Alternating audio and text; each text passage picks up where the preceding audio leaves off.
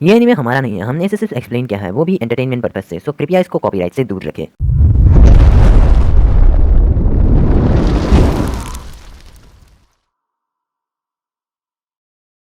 तो तुम में से काफी लोगों को अभी तक डाउट है कि मैंने नारुतो सीरीज के सिर्फ 111 एपिसोड ही एक्सप्लेन किए और बाकी क्या क्यों नहीं किए। मैंने बहुतों को समझाया, फिर भी समझने के लिए तुम लोग राजी नहीं हो, तो मैं इस बार ठीक से समझा देता हूँ कि नारुतो के जो मेन स्टोरी लाइन के एपिसोड्स थे वो वहीं पर खत्म हो जाते हैं और बाकी के जो एपिसोड्स हैं वो बस फिलर हैं। और अगर तुम लोगों को नहीं पता कि फिलर एपिसोड्स होते क्या हैं, तो फिलर एपिसोड्स ऐसे ही बना दिए जाते हैं, उनका मेन स्टोरी लाइन से कोई भी लिंक नहीं होता। मैं फिलर एपिसोड्स को एक्सप्लेन नहीं करूंगा क्योंकि उनका कोई स्टोरी लाइन से लिंक नहीं है। तो चलो आज का वीडियो स्टार्ट करते हैं। तो एपिसोड की स्टार्टिंग में हम देखते हैं कि नारुतो को विलेज छोड़े हुए पूरे 3 साल हो चुके हैं। हम देखते हैं कि कुछ निंजास अपने मिशन को कंप्लीट करने में लगे होते हैं। वो निंजास जंगल में किसी भयानक क्रिएचर का पीछा कर रहे होते हैं, लेकिन थोड़ी देर बाद हम देखते हैं कि वो क्रिएचर जंगल से निकलकर विलेज की ओर आ जाता है। तो उस जानवर को पकड़ने के लिए वो तीनों निंजा विलेज के अंदर आकर उधम मचाने लगते हैं। उनकी स्टोर फोर के कारण विलेज के सभी लोगों को बड़ा गुस्सा आने लगता है। हम देखते हैं कि नारुतो जिस रामेन शॉप में रामेन खाता था, वहाँ का ओनर रामेन डिलीवरी करने के लिए जा रहा होता है, लेकिन तभी उन तीनों निंजास के दौड़ने के कारण वो तीनों रामेन गाय से टकरा जाते हैं और सारे के सारे रामेन नूडल्स रास्ते में गिर जाते हैं। इसीलिए वो निंजास वापस से उस जानवर को पकड़ने के लिए उसके पीछे भागते हैं। उस लड़के की ऐसी हरकत देखकर रामेन गाय जोर से चिल्लाता है, हे नारुतो, ये तुमने क्या कर दिया? देखो मेरा कितना नुकसान हो गया। जिसमें वो लड़का कहता है, मुझे ध्यान से देखो अंकल। और हम देखते हैं कि वो कोनोहामारू होता है। इसमें वो आदमी चिल्लाकर बोलता है, अरे हाँ, तुम तो नारुतो नहीं हो। कोनोहामारू। तो आखिरकार कोनोहामारू के दोनों दोस्त उस खतरनाक क्रिएचर को एक जगह पर घेर लेते हैं। तभी मोइगी अपने माइक्रोफोन से बोलती है, टारगेट हमारे सामने है कोनोहामारू। इसमें उडॉन कहता है, जल्दी करो, वो काफी खतरनाक दिख रहा है। उनके इतना बोलते ही हम देखते हैं कि कोनोहामारू ऊपर से कूद के आता है और जिसके बाद वो उस अजीब से क्रिएचर को पकड़ लेता है। हम देखते हैं कि वो खतरनाक क्रिएचर दरअसल एक पालतू बिल्ली होती है जो अपने मालिक के पास से भाग गई थी। तो उनका ये मिशन कंप्लीट होने के बाद वो तीनों इस बिल्ली को लाकर उनके मालिक को सौंप देते हैं और वो अपनी फीस जमा करके यहाँ से चली जाती है। उसके बाद उन तीनों के टीचर इबीसुसेन से थोड़ा नाराज होकर इन तीनों से बोलते हैं, वो बस एक मामूली बिल्ली थी, उसे यहाँ पर लाने के लिए तुम लोगों ने इतना टाइम लगा दिया। जिसमें उडॉन कहता है, पर सेंसे वो बिल्ली हमसे बहुत तेज भाग रही थी। जिसमें इबीसुसेन से कहते हैं, इस तरह के मिशन चुटकियों में होते हैं। जिसमें कोनोहामारू कहता है, बस भी करो सेंसे, भला मैं इस तरह के फालतू के मिशन में अपना असली हुनर क्यों दिखाऊं। इरुका सेंसे, क्या आपके पास कोई जबरदस्त ए रैंक मिशन नहीं है? इसमें वहाँ पर मौजूद इरुका सेंसे कहते हैं, सुनो कोनोहामारू, तुम अभी बस एक छोटे से गेनिन हो। इसमें लेडी होकागे कहती है,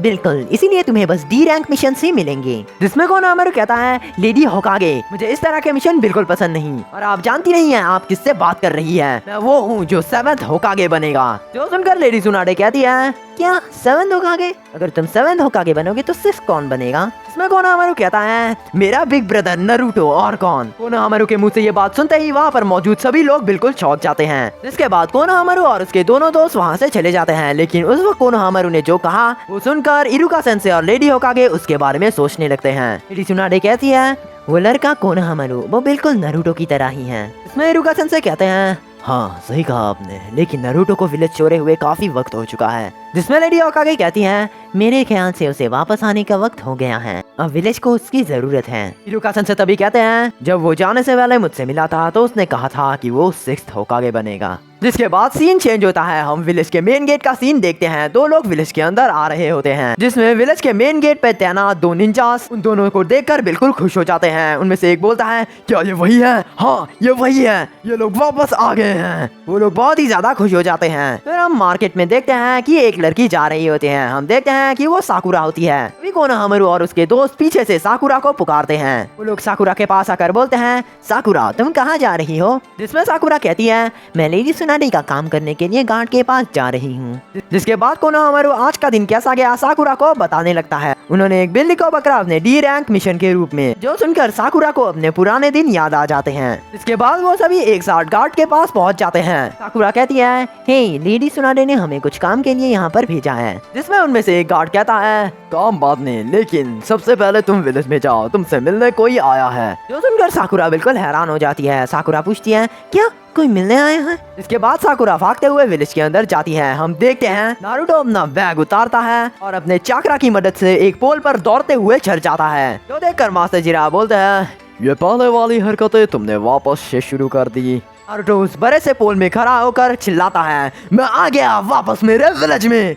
नारुतो उज़ुमाकी अपने विलेज में वापस आ गया है। नारुतो बहुत ही ज्यादा खुश हो जाता है अपने विलेज में वापस आकर, लेकिन तभी उसकी नजर पड़ती है होकागे स्टैचूज के ऊपर। वो लेडी होकागे की मूर्ति देखकर बोलता है, क्या लेडी होकागे की भी मूर्ति बन चुकी है? जिसके बाद साकुरा भागते भागते उस जगह पर पहुंच जाती है। वो ऊपर देखकर चिल्लाती है, नारुतो, हे नारुतो, तुम ऊपर ही हो ना, नीचे आओ। हे, मैं साकुरा तुम्हारे नीचे हूँ। साकुरा की आवाज सुनकर नारुतो ऊपर से नीचे आ जाता है। साकुरा नारुतो को देखकर बोलती है, नारुतो तुम तो बहुत ज्यादा बड़े हो चुके हो और काफी लंबे भी, तुम काफी ज्यादा बदल चुके होगे। जिसमें नारुतो कहता है, हाँ लगता है तुम भी काफी बदल चुकी हो। जिसमें साकुरा शर्माने लगती है और वो बोलती है, क्या मैं भी बदल चुकी हूँ? जिसमें नारुतो कहता है, नहीं तुम नहीं बदली, तुम जैसी पहले थी बिल्कुल वैसी ही हो, खाली तुम थोड़ी सी लंबी हो चुकी हो। जिसमें मास्टर जिराफ बोलते हैं, इस बेवकूफ को इतना भी नहीं पता लड़कियों से कैसे बात की जाती है और इसे प्यार से बात नहीं कर सकता था। नारुतो साकुरा से बात ही कर रहा होता है, लेकिन तभी वहाँ पर कोनोहामारू अपना सेक्सी जुत्सु करके नारुतो को दिखाता है। नारुतो कोनोहामारू को देख ही रहा होता है, लेकिन तभी हम मास्टर जिराफ को देखते हैं जिनकी आंखें बाहर आ जाती है कोनोहामारू को देखकर। कोनोहामारू नारुतो को पूछता है,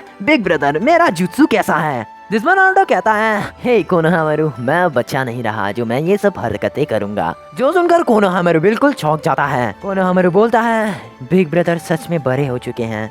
साकुरा के गाल अभी तक नारुतो को देखकर लाल हो रहे होते हैं और साकुरा सोच रही होती है, लगता है नारुतो की हाइट के साथ साथ उसकी आदतें भी बदल गई हैं। लेकिन तभी नारुतो चिल्लाकर बोलता है, तुम इतना घटिया जुत्सु कैसे कर सकते हो कोनोहामारू? इतना घटिया सेक्सी जुत्सु, मैं तुम्हें अपना नया जुत्सु करके दिखाऊंगा, सेक्सी ट्रांसफॉर्मेशन। सेक्सी जुत्सु देखकर साकुरा नारुतो को एक जोरदार घूसा मार देती है। साकुरा बहुत ही ज्यादा गुस्से में आ जाती है। साकुरा बोलती है, तुम ऐसा कैसे कर सकते हो? जिसके बाद वो नारुतो को फिर से उठाकर मारना शुरू कर देती है। साकुरा बोलती है, तुम 3 साल बाद वापस विलेज में आए हो, लेकिन तुम जरा सा भी नहीं बदले, तुम बिल्कुल वैसे के वैसे ही हो, तुम बहुत ही ज्यादा गंदे, घटिया और बेवकूफ हो। मास्टर जिराफ सोचते हैं, शायद मुझे नारुतो को यहाँ पर लेकर ही नहीं आना चाहिए था, उसको सीधे लेडी सुनाडे के ऑफिस ले जाना ही ठीक होता। जिसके बाद जिरासन से नारुतो को लेडी होकागे के पास ले आते हैं। नारुतो होकागे ऑफिस आ जाता है। लेडी सुनाडे नारुतो को देखकर बोलती है, बहुत दिनों बाद मिले तुम दोनों, मुझे यकीन है नारुतो तुम्हारी ट्रेनिंग काफी अच्छी रही होगी। जिसमें जिरासन से कहते हैं, तो तुम्हें क्या लगा था हम बिना रिजल्ट के ऐसे ही यहाँ पर घूमने आएंगे? नारुतो कहता है, सब कुछ बहुत ही अच्छा था ग्रैनी सुनाडे। जिसमें लेडी सुनाडे कहती है, अगर ऐसा है तो तुम्हें अपनी ट्रेनिंग का टेस्ट देना होगा। जिसमें नारुतो पूछता है, कैसा टेस्ट? इसमें सुनाडे कहती है, तुम्हें किसी से लड़ना होगा और वो तुम्हारा कॉम्पिटिटर रहेगा, तुम्हारा कॉम्पिटिटर बस आ ही रहा है। अभी अचानक से यहाँ पर कोई दरवाजा खोलता है और नारुतो उसको देखकर बहुत ही ज्यादा हैरान हो जाता है। और इसी पॉइंट पर इस वीडियो की एक्सप्लेनेशन खत्म हो जाती है। तो वीडियो पसंद है तो लाइक करना, चैनल को सब्सक्राइब करके बेल आइकन को हिट कर देना ताकि हमारी ऐसी वीडियो तुम्हें और मिले। तो तब तक के लिए आया कितने तूफान, मैंने सोचा ही नहीं था मैं माजी में दफनाता आया हूँ।